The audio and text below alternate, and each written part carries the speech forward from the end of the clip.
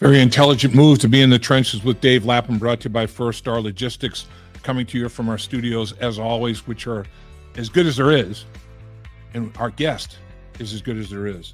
Peter King, NFL insider extraordinaire, legendary, all the work that he does on various platforms with NBC.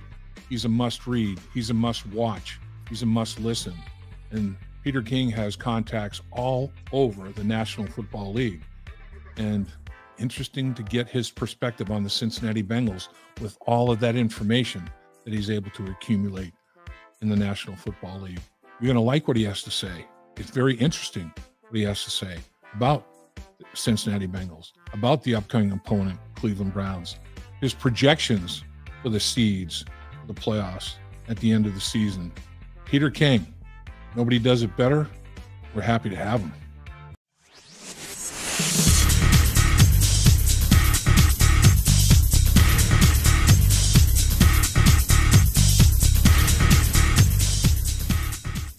Well, you made a great decision today to join us in the trenches with Dave Lapham, because we have a man that knows more about the National Football League. He's forgotten more about the National Football League than we all know. How about that? We'll put it that way. The legendary Peter King. I mean, we're talking football morning in America. We're talking football night in America with NBC. We're talking his podcast, the Peter King podcast. It goes on and on. You have done a masterful job of creating more than 24 hours in a day, I think. I don't know, Dave. I mean, you are all too nice, but yeah, it's been a fun summer. I got to 19 camps, did not get to Cincinnati, but I got to quite a few training camps and saw a lot of teams, a lot of people. So I feel like I'm ready for this season. And look, this is about as hard a year as I ever had in trying to predict who's going to be any good, because especially in the AFC, it's so loaded. I just, you could pick them out of a hat. I mean, there were teams that I didn't pick to make the playoffs, Miami and the Chargers, who I think could make significant playoff runs. So It's going to be kind of a weird year, I think, in the AFC particularly. Speaking of that, I saw your seed projections. You have Jacksonville, the #1 seed, and that's the first time I saw Jacksonville seeded that highly. But your reasoning makes total sense. Give us the reasoning why you have Jacksonville as the #1 seed.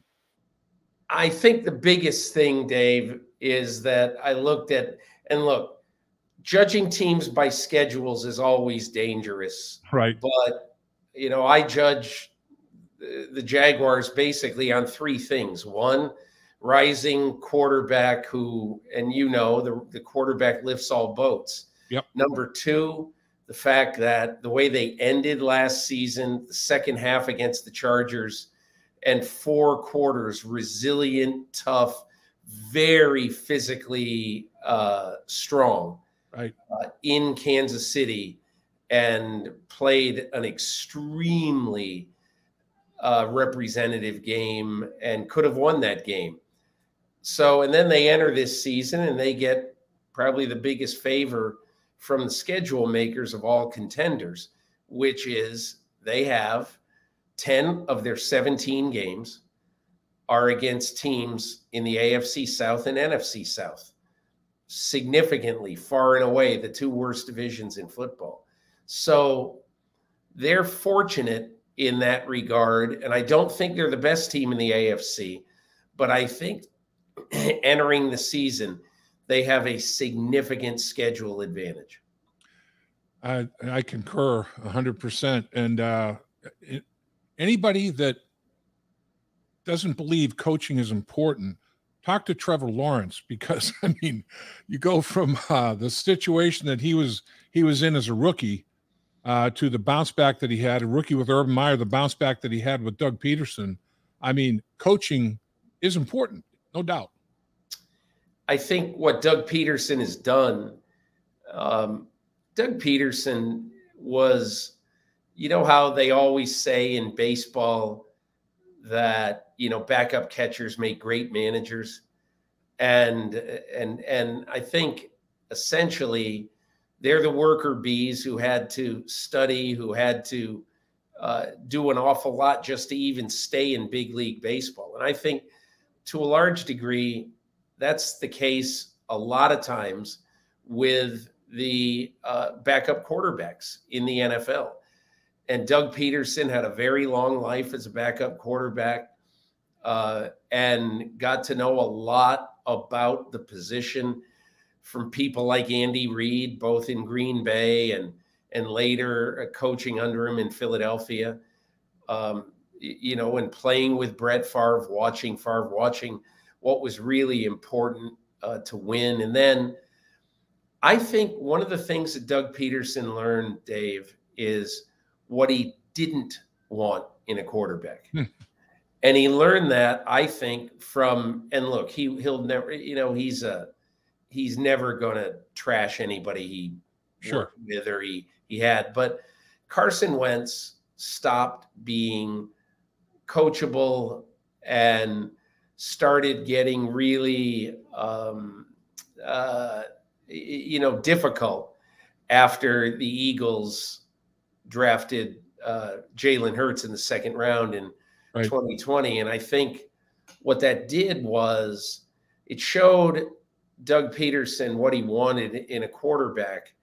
And when he moved to Jacksonville, he found that Trevor Lawrence wanted to be coached. He understood that he didn't come from necessarily the strongest quarterback background and quarterback teaching background in the game, both in college and in his first year in the NFL. And so I think he has settled into a really good situation, Trevor Lawrence and Doug Peterson, and they understand, both of them understand that they need each other to win. And I think Lawrence is going to have a really good year. He's got all the tools. There's no question. I mean, he has traits. he's dripping in traits. You have Kansas City as the number 2 seed. The Jets is the number 3 seed. The Bengals is the number 4. Buffalo is number 5. And then Baltimore and Pittsburgh as your 6 and 7 seeds. So you've got a heavy dose of respect for the AFC North. And when I look at some of your individual award projections, Offensive Player of the Year, Nick Chubb from Cleveland is your number 2 candidate. Defensive Player of the Year, Myles Garrett from Cleveland is your number 2 candidate. TJ Watt is the number 3 candidate. Offensive Rookie of the Year, Zay Flowers with Baltimore.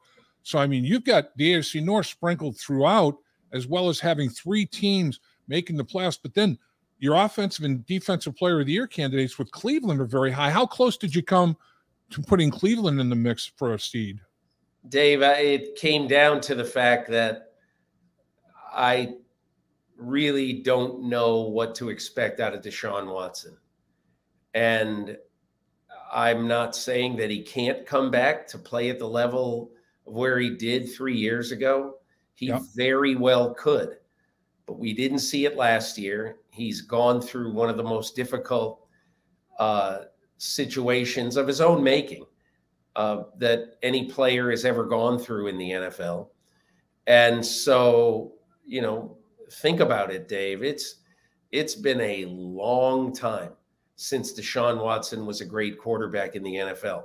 We all seem to think, oh, he'll get back. I don't necessarily think that. I think that once you have fallen off of your perch, it's pretty tough to get back to that perch. So I'm not saying he can't. I'm not saying he won't. Yep. I'm just saying I'm dubious that he will.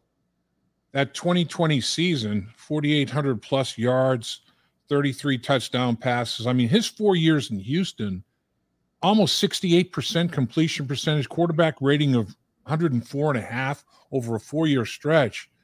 I can see why people are tempted. You know, he did it more than once. I mean, it was like, oh, he repeated performances.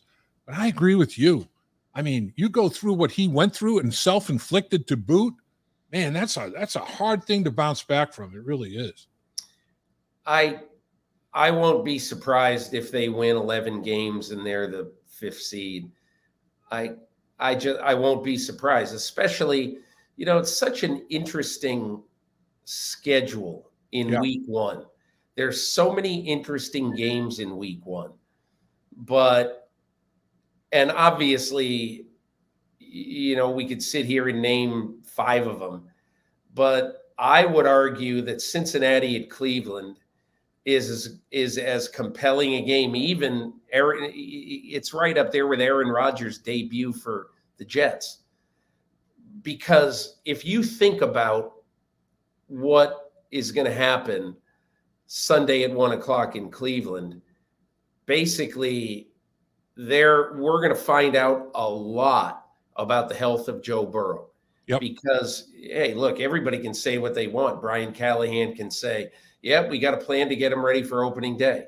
Okay, plans are great, but let's see what happens to Joe Burrow. And again, I don't know, but let's see what happens to Joe Burrow when he's getting chased out of the pocket by Myles Garrett. Right. I mean, does anybody know if Joe Burrow can sprint on September 10th like he could sprint on July 10th? I don't know. I don't think anybody knows, and we'll just have to see. I'm sure that Zach Taylor is not having him go out there and run 40s out there these days at practice. You know, not that he ever would anyway. And then on the other side, obviously, you've got Deshaun Watson, who is just one of the most mysterious stories of this or any other NFL season. So there's going to be an awful lot of truth that's told on the banks of Lake Erie Sunday from 1 to 4 o'clock. I think you've hit on it. I mean, I've seen him running at a decent, I haven't seen him sprint, but I've seen him running at a decent clip, you know, and I've seen him throw. He can push off of that calf, the right calf, and he can push off and transfer his weight, and he's throwing darts and he's throwing them accurately and all that. But like you said, when you have to be sudden and explode and okay, I gotta climb the pocket and go, and here comes Myles Garrett, or even in the pocket, a sudden movement to change direction to try to protect yourself, make it a glancing blow instead of getting crushed. That sudden movement that's the final step. Can he do that with that calf and not exacerbate that problem with the calf? Because now it's like, now there's scar tissue there and you have to stretch that scar tissue, you know, and it's still tight. I'm sure I've experienced it a little bit. I've seen teammates that have experienced it. And that's the final thing, is that ability to burst, be sudden, be quick, you know, and short space quickness in the pocket, not even out of the pocket, just in the pocket, moving around. That's where the rubber meets the road. I agree with you 100,000%. And Dave, I thought about this a lot. You know, when I was thinking about the Bengals and where to put them and what to do with them. Right.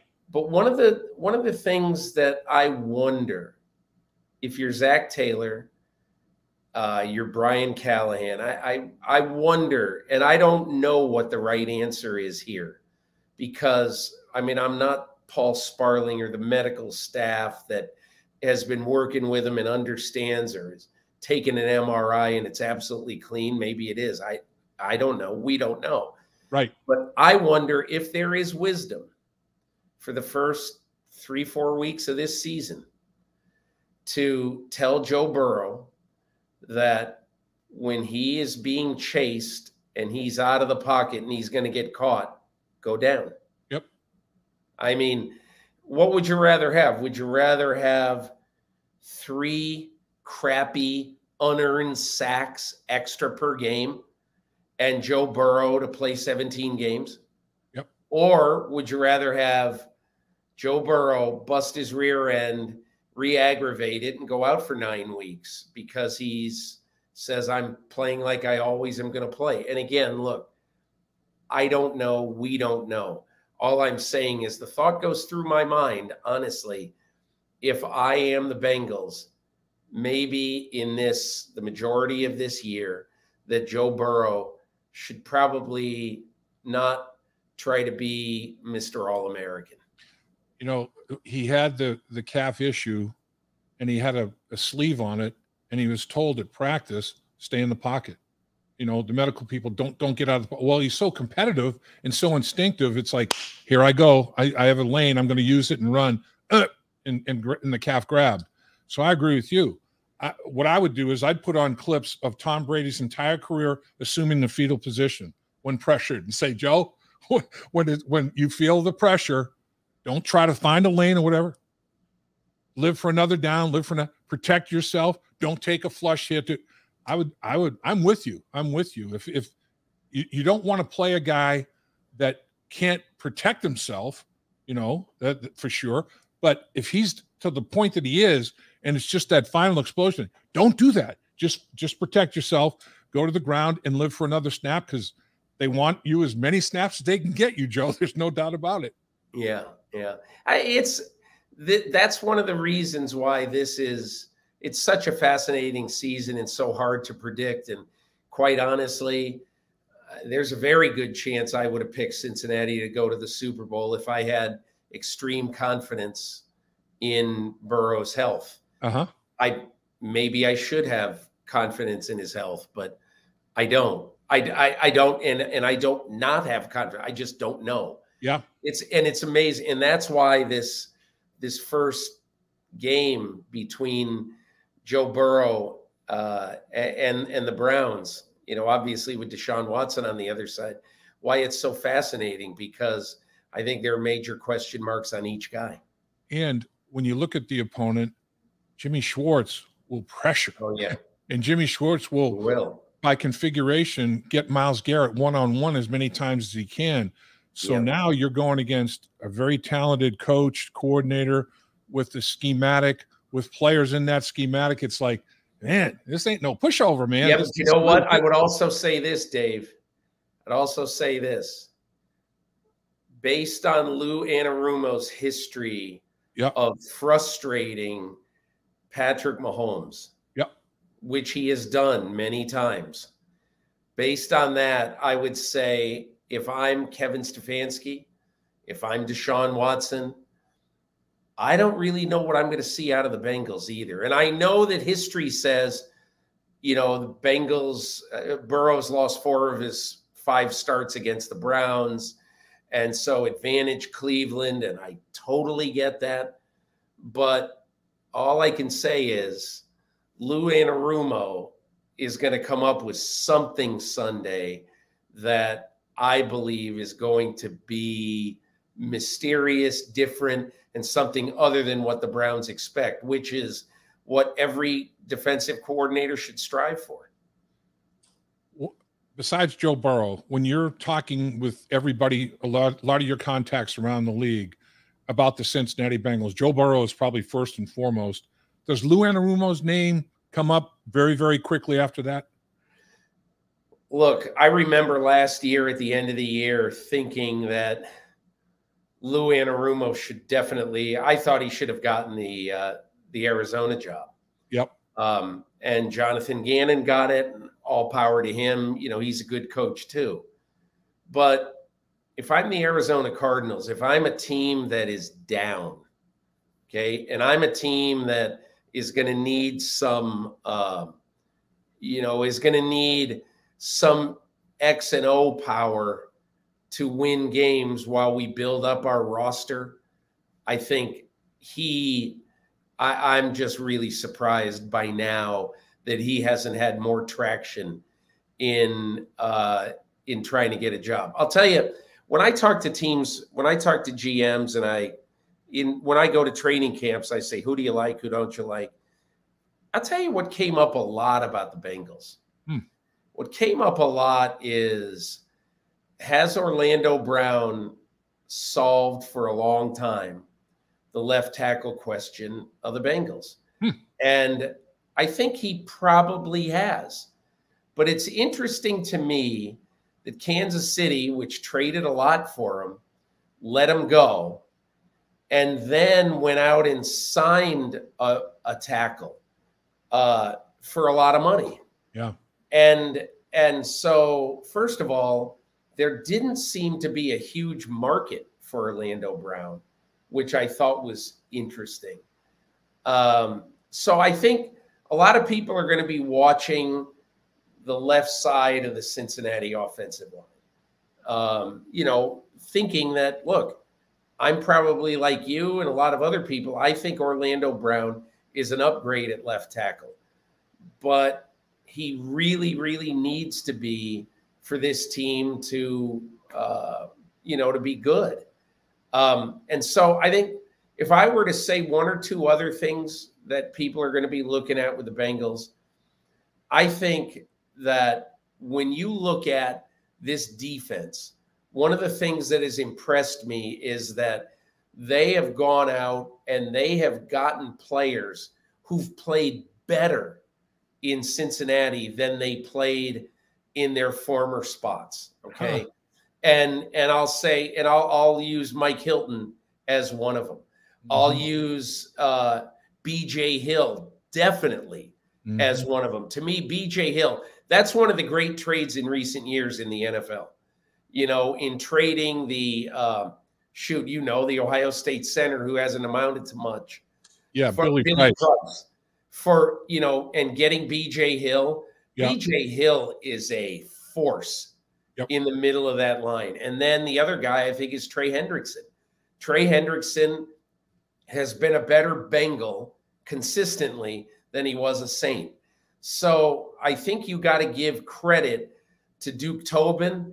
And then I think you got to give credit to Lou Anarumo and that coaching staff for making a lot out of guys who might have been good players elsewhere and who become very good players. And the one other guy who I have always liked, and I'm not sure he's better for the Bengals, but I really like Nick Scott. And I thought that was a very good signing because Nick Scott, by the end of the Rams Super Bowl season, was a big piece for the Rams. So I think I like, Dave, look, you know this. I covered the Bengals 100 years ago, and I just think that the Bengals right now are so much better in personnel acquisition. And I think this coaching staff is really, really good at making good players better. Great stuff. I'm telling you, I can understand why Peter King was the Dirk McCann Memorial Award winner for his work in pro football. I can understand why he's a 3-time National Sports Writer of the Year. Peter King. I talk a good game, Dave. I'm telling you, man, you can bring it. You're stronger than New Rote, man. No doubt. Appreciate you carving time. I know you're busy. I know this is a crazy time of year for you. No problem. Happy to do it. Talk Bengals with us. Can't thank you Dave, have a great year. Thanks. You do the same, Peter. Take care. Thank you. Dave Lapham here, and every day I am grateful for my experience to have played professional football. As a player, I realized self-motivation, leadership, and appreciating your teammates are key. At First Star Logistics, you can use those same attributes to create the life you want for you and your family. Build your future by working hard like I did. You'll see results both on and off the field. Call First Star Logistics today and be part of our winning team. Opportunity knocking.